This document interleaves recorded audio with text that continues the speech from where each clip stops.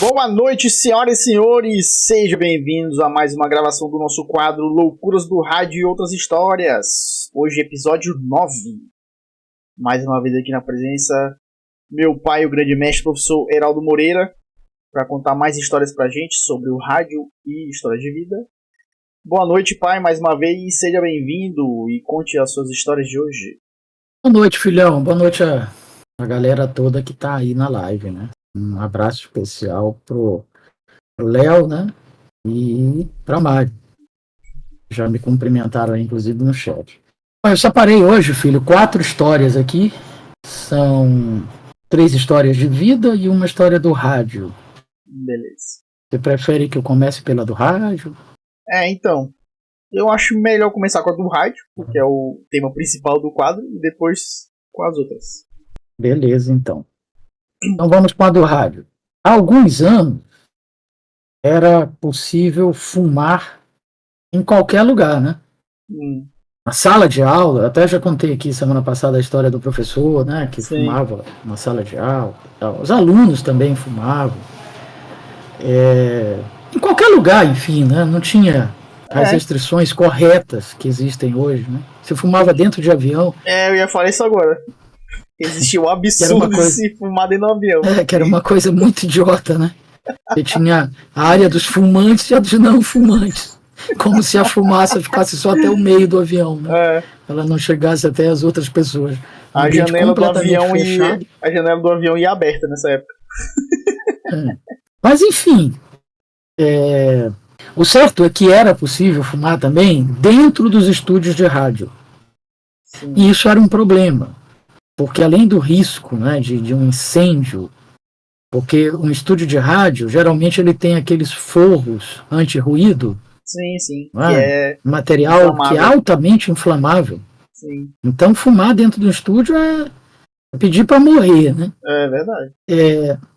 Ainda por cima tem o fedor, ainda por cima tem o resíduo que fica nos equipamentos. E aquela as época, cinzas, né, do cigarro, fica exato, a cinza, a fumaça, o resto, né, de cinza, de fumaça, enfim, aquilo vai sedimentando, né, vai acumulando os equipamentos, vai causando uma série de problemas. E a época em que isso acontecia não era muito computador, não, nem tinha computador nessa época. Eu estou falando do começo dos anos 80, né, em estúdio de rádio, que tinha vários equipamentos que ficavam assim muito expostos. Por exemplo, o gravador de fita de rolo, que era uma fita cassete gigante. E ali é que se gravava algumas coisas, ali que rodava algumas matérias e tal, que eram pré-gravadas, editadas. Aquela fita ali, eu não sei qual era o material, mas ela ficava exposta. Então imagina o acúmulo de sujeira, de poeira, de cigarro. É um filme igual o filme de cinema, por exemplo. Que se usa até exato, hoje. Mesmo sistema, só que só áudio, sem vídeo. Né? Exato, só que mas aí o mesmo, ele é sujeito aos mesmos problemas de sujeira, exatamente, de iluminação, que estraga. Tinha as cartucheiras, que é onde colocava as pequenas fitas dessa gravadas num cartucho, que era injetado e tocava ali a vinheta, o comercial, alguma coisa assim mais rotineira, que também ficava exposto. Tanto a fita em si, do cartucho, como a leitura, né? O cabeçote lá dentro do cartucho para ler. As picapes, onde colocava os discos, que são as mesmas picapes usadas pelos DJs, né? Sim. Então, a agulha, os próprios discos, enfim, era um transtorno terrível. E aí teve uma das rádios onde eu trabalhei, que chegou um cara novato, um supervisor novato. O cara chegou, claro, querendo mostrar serviço, né? Você está sendo contratado, está começando, tem que agradar os donos, tem que mostrar serviço, tem que mostrar que está fazendo algo diferente e tal. E o que é que o cara fez? Proibiu comer, beber e fumar dentro do estúdio. Porque se fazia tudo isso. Se comia dentro do estúdio, se bebia dentro do estúdio, não bebida alcoólica, evidentemente, mas bebia refrigerante, água, café. Sim. Aí aquilo derramava sujava tudo, queimava equipamento, uma merda. E principalmente o cigarro. Ele proibiu principalmente o cigarro pelo risco grande de incêndio e pelos prejuízos que o cigarro causava ao equipamento. Só que você imagina, né? Todo mundo fumava, e fumava muito, e estava acostumado a fumar, inclusive dentro do estúdio. E aí, de repente, vem uma ordem dessa. Claro que até o pessoal acostumar a não fumar mais dentro do estúdio, tal, isso demoraria um tempo, né? E não deu outra. Tinha um operador nosso, lá dessa rádio, que ele fumava demais. E ele estava no horário de serviço dele. E ele acendeu um cigarro, esqueceu da proibição, né? E o tal novo supervisor, ele ficava dando umas incertas. De vez em quando ele ia no estúdio para ver se tinha alguém comendo, bebendo ou fumando. O estúdio geralmente é um aquário, né? Ele é de vidro, se não todo de vidro, mas parcialmente de vidro. Sim. Que é para você não ficar preso, né? Não ter aquela sensação de prisão, assim. Hoje até se fala muito em estúdio panorâmico e tal, que é totalmente de vidro, né? Geralmente num lugar alto, até para chamar a atenção, inclusive, de quem passa. Olha ali o estúdio da rádio e tal. Enfim. E aí, o operador viu pelo vidro que o supervisor estava chegando. Pô. E aí ele não tinha como apagar o cigarro imediatamente. O que ele fez? Ele estava aqui fumando, né? Quando ele viu lá pelo vidro o cara chegando, ele fez isso aqui, ó. Botou o cigarro aqui assim na mão. Para baixo da mão. Inverteu assim, e ficou embaixo da mão. Escondeu aqui e ficou embaixo da mão. Só que o cigarro aceso. Sim. E claro, saindo uma fumacinha aqui da mão do cara, né? Do operador. Aí o supervisor entra no estúdio, vê fumaça, fedor. Aí disse, seu fulano, pro operador, né? Porra, por acaso alguém estava fumando aqui dentro do estúdio? Aí o operador disse, não, chefe, não, o senhor determinou que não pode fumar. Ninguém está fumando aqui. Eu, inclusive, quando algum locutor tenta fumar, eu aviso logo, olha, não pode fumar e tal. Aí o supervisor olhou para a mão dele e viu a fumaça saindo aqui assim, né? Da mão dele aqui do lado. Aí ele disse assim, mas seu fulano, e essa fumaça aí na sua mão? Como é que o senhor explica isso? Aí ele, senhor, ainda bem que o senhor viu isso. Porque eu digo isso para as pessoas e as pessoas não acreditam. Eu tenho esse problema. Fica saindo uma fumacinha da minha mão. E ninguém acredita. Eu fumei tanto que agora essa fumaça do meu corpo. Caralho. O supervisor ficou tão desarmado com a atitude dele, com a reação dele, com a cara de pau dele. Eu acho que ele quis rir. E para não rir na frente do cara e não perder a autoridade, não perder a moral, ele saiu do estúdio. Entendeu? Não fez nada, não advertiu, não brigou, não esculhambou e tal. Mas aí essa história ficou famosa, né? Porque o fulano de tal lá, que era o operador, não vou falar o nome dele porque ele ainda está vivo, saía uma fumacinha da mão dele e ninguém acreditava que isso era possível. Como é que esse cara não foi parar no Fantástico, gente? Uma matéria daquelas... Misterioso caso do homem que solta fumaça pela mão. Negócio doido isso. Caralho. Bom, essa foi a história do rádio, que eu até no programa passado, quarta passada, eu disse que ia contar, mas o tempo já estava estourado. Eu falei, não, vou deixar para a semana que vem, né? Sim. Bom, uma outra história é essa da Gama Filho. Lá na Universidade Gama Filho, quando eu estava fazendo o curso de Direito, eu tinha 2 professores, professor Portela e professor Siqueira.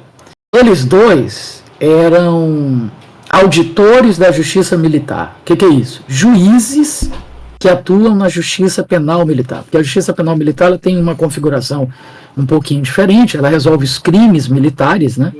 Que em tese são os crimes cometidos pelos militares das Forças Armadas, não exclusivamente, porque um crime militar pode ser até cometido por um civil, um de nós, se for numa área militar ou se for com equipamento militar. Mas crime militar normalmente é cometido por militar em serviço. E aí tem uma justiça própria, a justiça penal militar, o cara faz concurso para ser juiz da justiça penal militar, e é chamado de auditor militar. Lá não é um juiz só que resolve as questões, os problemas, é um colegiado, é um juiz com, no mínimo, 3 oficiais de patente igual ou superior ao acusado. Por que de patente igual ou superior? Por causa da hierarquia militar, né?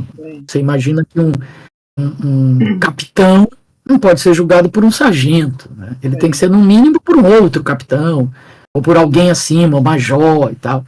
Então tem todas essas configurações lá da Justiça Penal Militar. E aí, esses 2 caras, o Portela e o Siqueira, eles fizeram faculdade juntos, faculdade de Direito, se tornaram grandes amigos durante a faculdade, resolveram fazer esse concurso juntos, passaram os 2, então os 2 exerciam a mesma profissão na Justiça Penal Militar do Rio, acho que ainda exercem, se não já tiverem aposentados e tal, e os 2 resolveram dar aula de Direito, e foram dar aula lá na Gama Filho, e um dava aula de Direito Penal e o outro de Processo Penal.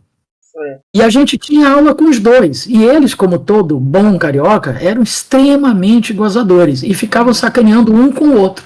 Contando histórias um do outro. Aí um deles chegou um dia, acho que o Portela.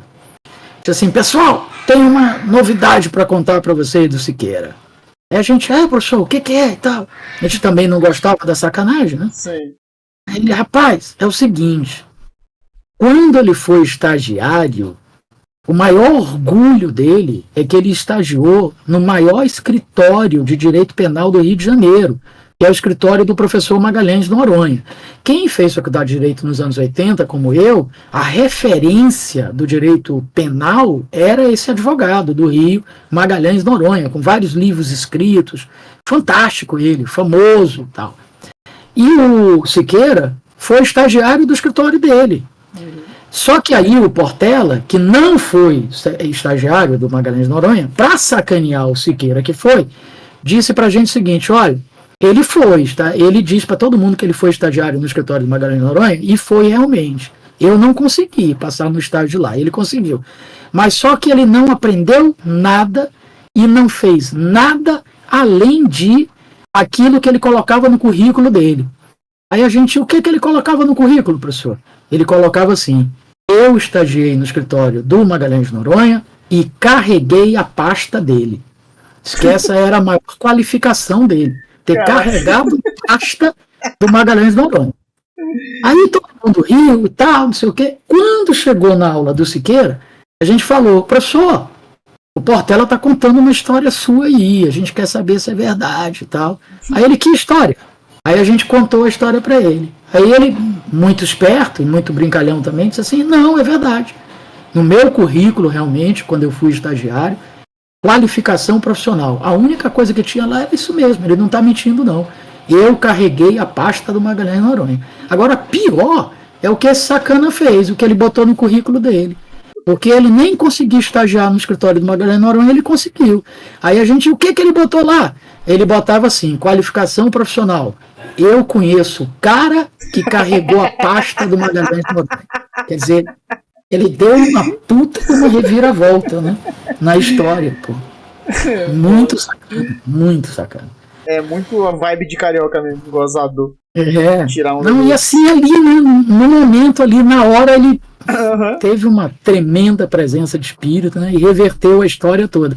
O que era uma sacanagem contra ele virou uma sacanagem maior contra o colega lá. Né? Bom, e aí falando sobre o curso de Direito, 2 histórias que eu conto em sala de aula, aproveitando, né, o link com o assunto que eu estou falando, aí eu aproveito e conto essas histórias, que são as seguintes. Eu, na aula em que eu explico quais são as condições da ação, ou seja, os requisitos que alguém tem que atender para propor uma ação na justiça, que se dividem em 2 categorias, né, condições genéricas, que são aqueles requisitos que são exigidos de toda e qualquer ação, sem exceção, e condições específicas, que são requisitos próprios só de algumas ações. E a gente tem que atender as genéricas sempre, que elas são exigidas, como eu disse, de todas as ações, E em algumas ações você tem que atender, além das genéricas, às específicas, se houver. E aí, as condições genéricas, que são essas que têm que ser atendidas em todas as ações, são duas. Legitimidade, quem é que está autorizado pelo direito a propor ação. E interesse de agir. Por que eu estou propondo ação? Por que eu estou agindo? Eu preciso demonstrar que eu tenho interesse para isso. Ok? E aí, falando sobre isso, eu explico os casos em que essas condições não são atendidas. Por exemplo, teve um cara que entrou com uma ação dizendo o seguinte: a minha vida é uma merda, eu sou muito azarado, eu já tomei um monte de chifre, eu não consigo parar em emprego nenhum, eu já tentei me matar e não consegui. Caramba. Então a minha vida é uma merda total. E como dizem que as nossas vidas são regidas por Deus, então a culpa da minha vida ser uma merda é de Deus. E com esse argumento ele entrou com uma ação, ele autor, Deus réu, e ele pedindo uma indenização contra Deus. Quer dizer, a ação obviamente não prosperou, porque não há legitimidade passiva, porque Deus não é uma pessoa reconhecida pelo direito. Sim. O direito só reconhece a existência de 3 pessoas, os seres humanos, que são as pessoas físicas, as pessoas jurídicas, que são aquelas criadas pelo direito, e as pessoas formais, que são aquelas que existem, mas não se enquadram nem como físicas, nem como jurídicas. E Deus não é nenhuma das 3. Então mas eu não posso processar Deus. Deus não poderia se enquadrar nessa última aí, pessoa formal? Não, porque pessoa formal, ela só tem 2 categorias de pessoa formal. Pessoa formal originária, que já nasce formal, ela é uma invenção jurídica também. Por exemplo, o condomínio. Condomínio não é uma pessoa física, óbvio, sim, e não é uma pessoa jurídica, porque pessoa jurídica só tem 2 também. A jurídica de direito privado, que são as empresas, sim, que fazem atividade econômica, têm lucro, etc., sócios, e as pessoas jurídicas de direito público, que é a fazenda pública, é a União, os estados, o município, o Distrito Federal.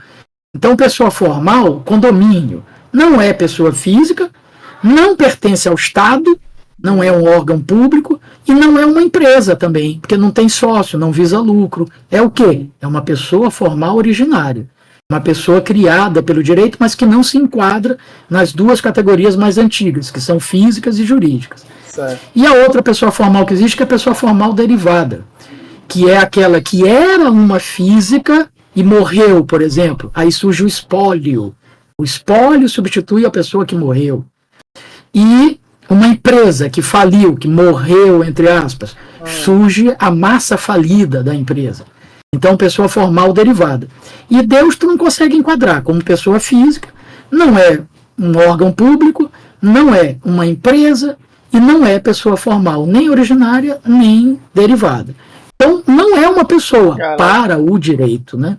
Na minha cabeça, então, por isso Deus é uma pessoa formal originária. Porque ele é formal, porque ele fala todo diferente, cheio de termos específicos na língua portuguesa, e é originário porque foi ele que originou tudo, então pra mim se enquadra. Se for analisar assim, literalmente sim, só que no direito a gente aprende, quando estuda hermenêutica, que é a ciência de interpretação, que você nunca deve usar apenas a interpretação literal, porque a interpretação literal leva a esses equívocos, né? Você tem que fazer a chamada interpretação teleológica, que é juntar várias formas de interpretação. E uma delas é a literal, é ler. Mas só ela vai dar merda, vai dar erro. Bom, mas não é uma pessoa. Então o processo vai ser extinto por isso, por falta de legitimidade passiva, né? Falta de legitimidade para ocupar o polo passivo, para ser réu. Sim. Mas aí eu aproveito essa história, que é uma história real, inclusive, para dizer que esse cara certamente é doido. Mas que ser doido não significa dizer que seja burro. Porque ele teve uma ideia inteligente, pô. Ele quis tomar um dinheiro da igreja, né, que é a representante de Deus na Terra e tal. Mas realmente, todo doido tem um pouco de genialidade. Alguma coisa tem sentido no pensamento do doido. Nesse caso, tinha também. Então, filho, e aí eu defendo essa tese de que o cara ser louco não significa dizer que ele seja burro. E aí eu conto uma outra história que essa não tem nada a ver com direito, é uma história de vida mesmo, que é o seguinte: no hospital psiquiátrico aqui de São Luís, que é o famoso Nina Rodrigues, ali no bairro do Monte Castelo, tinha um doidinho que toda tarde ele ia e ficava em cima do muro do Hospital Nina Rodrigues olhando o movimento. Não mexia com ninguém, não xingava, não jogava pedra, não agredia, não fazia nenhuma loucura. Ele só ficava ali, apreciando o Mas ele movimento. tava no hospital? No hospital. Aí E ele o pessoal deixava ele subir porque perceberam isso, que aquilo fazia bem para ele, era uma terapia. Sim. E ele não incomodava ninguém, nem tentava fugir, nem nada. Todo dia, num determinado horário, era o compromisso dele. Ele ia para lá, sim, e assistia as pessoas passando e tal. Então esse cara, esse maluquinho, tá lá, né, em cima do muro e tal, olhando o movimento. Aí vem um cara com um carro e o pneu do carro do cara fura exatamente em frente ao Nina Rodrigues. Sim. E aí o cara para trocar. Aí pega o macaco, levanta o carro, pega a chave de roda, folga as 4 rodas do pneu. Os 4 parafusos. Aí coloca dentro. Oi? Folga os 4 parafusos, né? As 4 rodas. Os 4 parafusos, isso. Da roda, né? Do pneu. Coloca os parafusos dentro da calota. E aí vai buscar o step. Quando ele vem rodando com o step bate na calota, que estava com os parafusos, a calota gira e os parafusos caem dentro de um bueiro. Putz. E aí ele fica sem os 4 parafusos. Sim. Ele, puta que pariu, e agora? Como é que eu vou sair daqui? Aí, o Dodinho, que estava lá em cima do muro, disse assim: ô meu irmão, é fácil, cara. Aí o cara, fácil? Fácil como? Tira um parafuso de cada uma das outras 3 rodas, coloca nessa roda e vai-te embora, pô. Depois tu coloca outros parafusos. Aí vai o cara, com 3 em cada roda. Velho, que ideia fantástica, porra. Aí ele pergunta pro cara: tu trabalha aí no Nina Rodrigues? Ele: não, eu sou interno aqui. Como assim? Tu é doido? Aí ele: eu sou doido, mas eu não sou burro. Quer dizer, provando a minha tese, né? É verdade. Que o doido realmente não é necessariamente burro, né? Eu acho que tá de bom tamanho, porque a outra história que eu teria aqui para contar, eu acho que ela leva 10 minutos ou mais. Aí a gente vai estourar o tempo. E ela é uma história até muito boa. Vou deixar para a semana que vem. Beleza. Que é a história de um casal que está em frente a uma loja de roupa feminina e acontece uma história muito engraçada a partir daí. Né? Beleza. Mas vamos deixar para a semana que vem, então. Tá bom. Já vou reservar aqui. Então é isso. Valeu, pai. Boa noite. Obrigado pela presença mais uma vez. E até quarta. Valeu, filhão. Um abraço para todas e todos aí. E é isso. Tamo junto. Até mais. Então é isso, galera. O quadro de hoje foi mais curtinho também, mas fica o aviso aí que semana que vem teremos uma história muito boa. Então não percam, beleza? Então é isso, obrigado pela presença, tamo junto, é nóis, valeu e até semana que vem. Fui!